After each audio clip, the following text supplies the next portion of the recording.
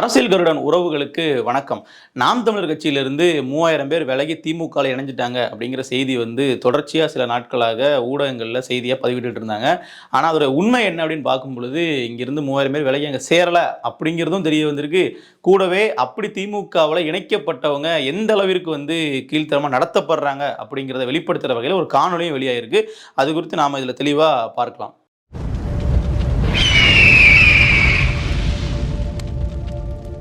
நாம் தமிழர் கட்சியிலிருந்து ஒரு நபர் விலகி போயிட்டு திமுகவில் சேர்றாங்க அப்படின்னு வந்தாலே செய்தி சேனல்களுக்கெல்லாம் அது ஒரு பெரிய ஃப்ளாஷ் நியூஸாக போடக்கூடிய அளவுக்கு ஒரு முக்கியத்துவம் வாய்ந்த ஒன்று. அப்போ இந்த விஷயத்தில் 3000 பேர் மொத்தமாக நாம் தமிழ்லேருந்து விலகி திமுக இணைய போகிறாங்கன்னு சொல்லி தொடர்ச்சியாக பல செய்திகள் போட்டே இருந்தாங்க. அப்போ இதோடைய பின்னணியில் என்னவா இருக்குன்ற ஒரு கேள்வி எல்லாருக்குமே இருந்துச்சு. எப்படி போய் நாம் தமிழ்லேருந்து விலகி இணைகிறாங்க அப்படின்னு ஒரு கேள்வி இருந்துச்சு.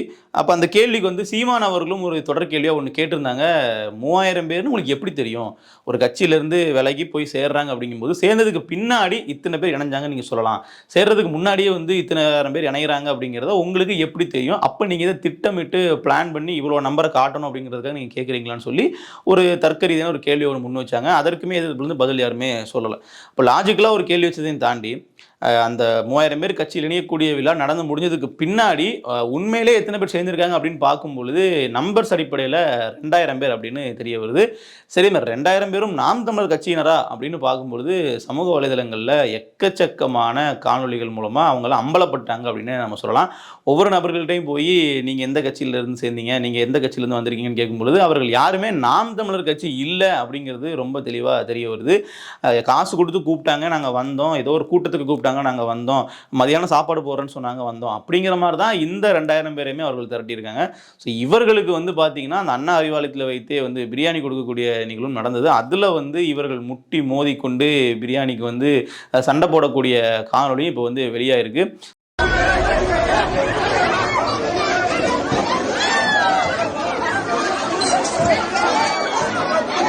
ஸோ இதை சமூக வலைதளங்களில் பகிர்ந்து நாம் தமிழர் பலரும் சொல்லக்கூடிய விஷயம் என்ன இருக்குது அப்படின்னு பார்த்தீங்கன்னா, நாம் தமிழர் கட்சியில் ஒருத்தங்க இருந்தாங்கன்னா அவங்க எந்த அளவுக்கு கண்ணியமாக நடத்தப்படுவாங்க, ஆனால் இவர்கள் எப்படி நடத்துகிறாங்க பாருங்கள் அப்படிங்கிற மாதிரி ஒரு ஒப்பீட்டளவுலையும் சில விஷயங்களை பகிர்ந்து போட்டிருந்தாங்க. அது ரொம்ப ரொம்ப உண்மையான ஒரு விஷயமும் கூட.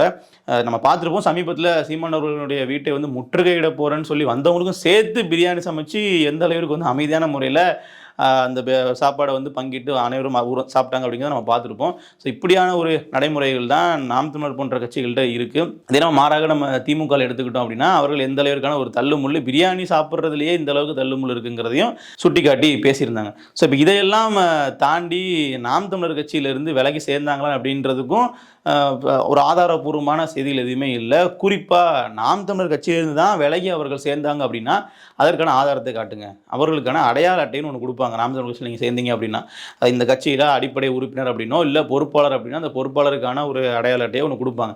அந்த ஐடி கார்டாச்சும் நீங்கள் காட்டுங்க அப்படின்னு பார்க்கும்பொழுது அது போயிட்டு நிருபர்கள் கேட்குறாங்க, நீங்கள் இந்த கட்சியில் போய் இணைகிறீங்க, நீங்கள் எந்த கட்சியிலேருந்து வந்திருக்கீங்க, இப்போ மாற்று கட்சின்னு சொல்கிறீங்க, நாம் தமிழர் கட்சின்னு சொல்கிறீங்க, அப்போ அந்த கட்சியிலேருந்து நீங்கள் இணைகிறீங்க அப்படின்னா அந்த கட்சியில் நீங்கள் இருந்ததற்கான அடையாள அட்டை காட்டுங்கன்னு சொல்லும்போது என் அடையாள அட்டை கிடையாது, நான் நாம் தமிழரே கிடையாதுன்னா பல பேர் ஒப்புதல் வாக்குமூலமே கொடுக்கக்கூடிய காரணங்கள் நம்ம பார்த்துருப்போம்.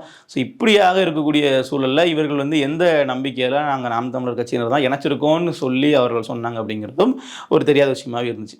ஸோ இதையெல்லாம் தாண்டி சீமான் அவர்கள்கிட்ட இந்த கட்சியிலேருந்து இணைஞ்சிட்டாங்க அப்படின்னு சொன்னதுக்கப்புறம் பத்திரிகையாளர்கள் கேள்வி கேட்குறாங்க, இந்த மாதிரி அவங்க கட்சியிலேருந்து இவ்வளோ பேர் போய் சேர்ந்துருக்காங்களே, அது உங்களுக்கு பெரிய இழப்பாக இருக்காதா அப்படிலாம் கேட்கும்பொழுது சீமான் அவர்கள் ரொம்ப தெளிவாக ஒரு விஷயத்தை சொல்கிறாங்க.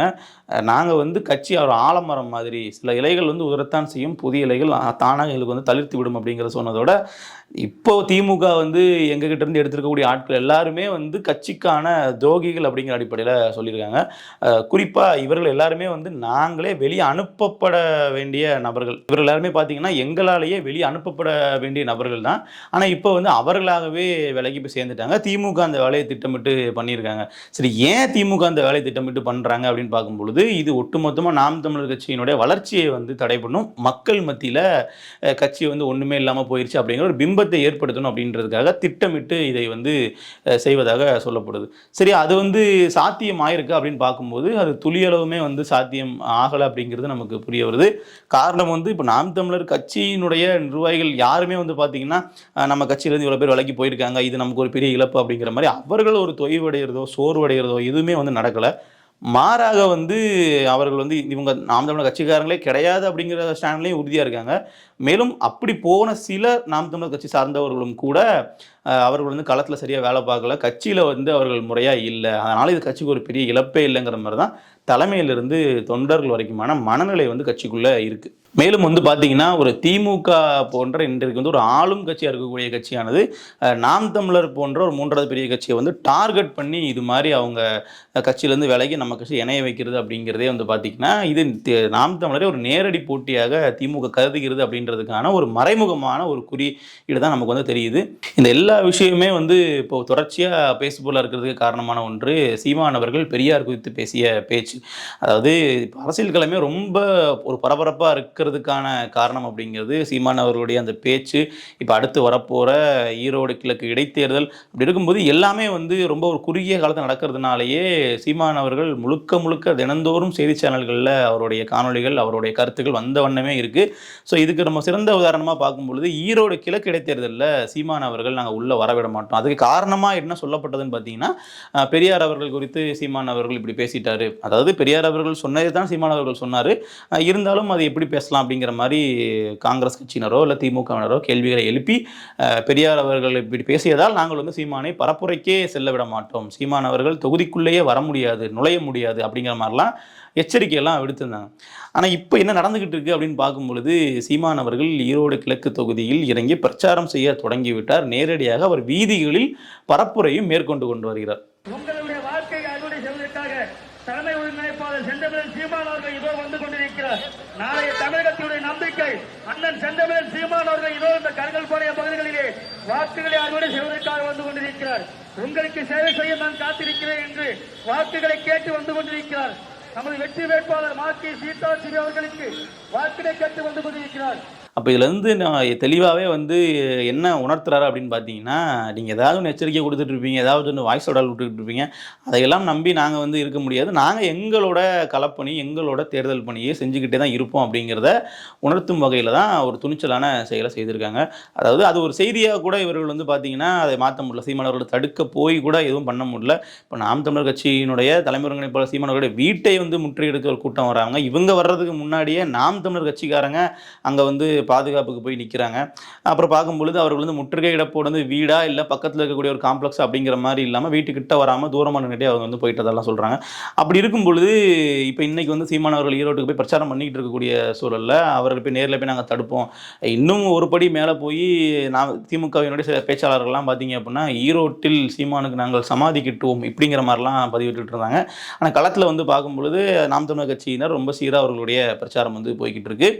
ஒரு தரப்பில் என்ன சொல்கிறாங்க அப்படின்னு பார்க்கும்பொழுது பெரியார் அவர்களே சீமான் அவர்கள் துணிச்சலாக எதிர்த்ததால் அவருடைய வாக்கு வங்கி அதிகரிக்க தான் செஞ்சிருக்கு, அது நிச்சயமாக எந்த விதத்திலையும் ஒரு சரிவை சந்திக்கலை அப்படிங்கிறதையும் வெளிப்படையாகவே சொல்கிறாங்க. ஸோ அதையும் நாம் வந்து களத்தில் வந்து பார்க்க முடியுது. சீமான் அவர்களுக்கான அந்த ஒரு ஆதரவு குரல், அந்த ஆதரவு தளம் அப்படிங்கிறது அதிகமாக தான் ஆயிருக்குன்னு நம்ம சொல்லப்படுது. பொதுவாகவே ஒரு கருத்து இருக்குது, சீமான் அவர்கள் குறித்து பேசாமல் இருப்பதனால மட்டுமே அவருடைய வளர்ச்சியை நம்மளால் வந்து தடுத்து வைக்க முடியுமே தவிர நீங்கள் எதிராக பேசினாலும் சரி நல்லதாக பேசினாலும் சரி அது அவருக்கு நிச்சயமாக ஒரு வாக்கு வங்கி அதிகரிக்கத்தான் செய்யும். அது மாதிரியான ஒரு செயல்பாடு தான் இங்கேயும் நடந்துகிட்டு இருக்கு. நீங்கள் சீமான் அவர்கள் குறித்து நீங்கள் விமர்சிக்கிறீங்க அப்படின்னாலும் கூட அந்த விமர்சனத்திற்கான பதிலே நாம் தமிழர் கட்சியினர் வந்து கொடுத்துருவாங்க. அப்படி இருக்கும் பொழுது அது அவருக்கு பாசிட்டிவாக போயிடும். உதாரணத்துக்கு இந்த 3000 பேர் கட்சியிலேருந்து இணையறாங்க விலகின் அப்படின்போது கூட அப்போ ஏன் விலகுறாங்கன்ற ஒரு கேள்வி வரும். இன்னொன்று விலகினவங்க நாம் தமிழர் இல்லை அப்படின்னு தெரியும் போது மக்களுக்கு ஒரு ரொம்ப எளிமையாக ஒரு புரிதல் வரும். அப்போ திமுக திட்டமிட்டு பண்ணுறாங்க, இப்போ திமுக திட்டமிட்டு நாம் தமிழர் ஒழிக்கணும்னு நினைக்கிறாங்க, அதுக்கான காரணம் என்னன்னு ஆராய்ச்சி பார்க்கும் பொழுது நாம் தமிழர் வந்து இத்தனை விழுக்காடு வாக்குகள் வைத்திருக்காங்க, இது திமுகவிற்கு ஒரு அச்சத்தை கொடுத்திருக்கிறது, அதனால் இப்படி பண்ணுறாங்கன்ற ஒரு புரிதல் எளிய மனிதர்களுக்கும் வரக்கூடிய வகையில் தான் ஆளும் தரப்பினுடைய செயல்பாடுகள் எல்லாமே இருக்குது. ஸோ அதனால் இதை வந்து ரொம்ப எளிமையாக கடந்து போயிட்டு மக்கள் வந்து திமுகவினுடைய திட்டத்திற்கு ஆட்பட மாட்டார்கள். நிச்சயமாக நாம் தமிழர் கட்சியினுடைய வளர்ச்சியை இது மேலும் ஊக்குவிக்க தான் செய்யும் அப்படிங்கிறதுக்கு இப்போ நம்ம சொன்ன விஷயங்கள்லாம் ஒரு உதாரணமாக எடுத்துக்கலாம். மேலும் பிப்ரவரி 5ஆம் தேதி நடக்கக்கூடிய இந்த ஈரோடு கிழக்கு இடைத்தேர்தல் அப்படிங்கிறது நாம் தமிழர் கட்சிக்கு ஒரு மிக மிக முக்கியமான ஒரு தேர்தல்ன்றதும் சொல்கிறதுக்கு காரணமும் இதே விஷயம்தான். ஏன்னா ஒரு மிகப்பெரிய அளவில் ஒரு பிம்பமாக கட்டமைக்கப்பட்டுள்ள ஒரு பெரியார் அவர்களை எது சீமான் அவர்கள் கருத்து பதிவு பண்ணுறாங்க அப்படிங்கும் போதே அது ஒரு கவனத்தை பெற்றிருக்கு.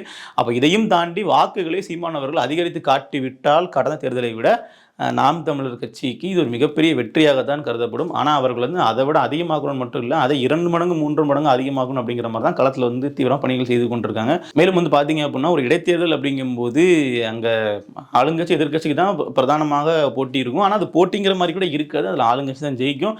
இருந்தாலும் எதிர்க்கட்சி தங்களுடைய இருப்பை நிலைநிறுத்திக் கொள்வதற்காக அவர்களும் வந்து களத்தில் இருப்பாங்க அப்படிங்கிற பார்வை தான் இருக்கும். ஆனால் இந்த முறை அவர்களும் வந்து இல்லை, அதிமுக இல்லை, அதற்கு அடுத்தபடியாக வந்து மிகப்பெரிய அணி அமைத்து கடந்ததிலே போட்டிக்கிட்ட பாஜகவும் இல்லை. அப்போது நாம் தமிழர் கட்சி மட்டும்தான் வந்து அங்கே துணிச்சலாக தனித்து நிற்கிறாங்க. திமுகவை எதிர்த்து களத்தில் போட்டியே வந்து திமுகவா நாம் தமிழராங்கிற மாதிரி ஒரு நரேட்டிவே வந்து செட் ஆயிடுச்சு. திமுக வேட்பாளரும் நாம் தமிழர் குறித்தான சில விமர்சனங்களை முன்வைத்து அவரும் வந்து பார்த்திங்கன்னா இதை வந்து ஏற்றுக்கிற மாதிரியான விஷயம் தான் அங்கே வந்து போயிட்டுருக்கு.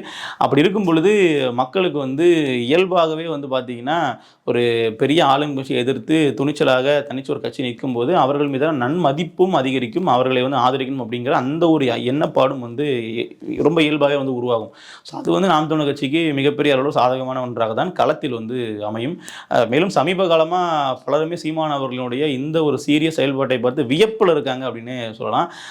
என்ன இது போட்டு அண்ணா அடின்னு அடிக்கிறாரே போட்டு அப்படிங்கிற மாதிரி. ஏன்னா இது வந்து நாம் தமிழர் கட்சியினர் பல நாட்களாக சமூக வலைதளங்களில் அங்கொன்றும் இங்கொன்றும் வைத்து கொண்டிருந்த கருத்துக்கள் எல்லாமே சீமான் அவர்கள் ஒட்டு மொத்தமாக எடுத்து வெளுன்னு வெளுத்துக்கிட்டு இருக்காருன்னு சொல்லலாம். இது வந்து நாம் தமிழர் கட்சியை நோக்கி பிற இளைஞர்களே உள்ளே கொண்டு வருது அப்படிங்கிறதையும் தாண்டி நாம் தமிழர் கட்சிக்கு உள்ளேயே இருக்கக்கூடிய பல நபர்களை வந்து ஒரு ஆவேசப்படுத்தக்கூடிய ஒரு விஷயமாக தான் பார்க்கப்படுது. இது அவர்களுக்கு மிகப்பெரிய அளவில் ஒரு உத்வேகத்தை கொடுக்குதுன்னு நம்ம சொல்லலாம். ஸோ இது எல்லாமே தான் வந்து நாம் தமிழர் கட்சியினுடைய அடுத்த கட்ட வளர்ச்சிக்கு ஒரு அடிப்படை காரணமாக அமையப் போகிறது. பொறுத்திருந்து பார்க்கலாம். ஈரோடு கிழக்கு இடைத்தேர்தலுடைய முடிவுகள் நாம் தமிழர் கட்சிக்கு எந்த சாதகமாக வருது அப்படின்னும், இதை வைத்து 2026 தேர்தலில் நாம் தமிழர் கட்சி எப்படி எதிர்கொள்ள போகுது அப்படிங்கிறதையும், இது போன்ற அரசியல் குறித்த காணொலிகள் பார்ப்பதற்கு அரசியல் கருடன் சேனலை சப்ஸ்கிரைப் செய்யுங்கள். மேலும் மற்றொரு தகவலோடு உங்களை சந்திக்கும் முறை நன்றி.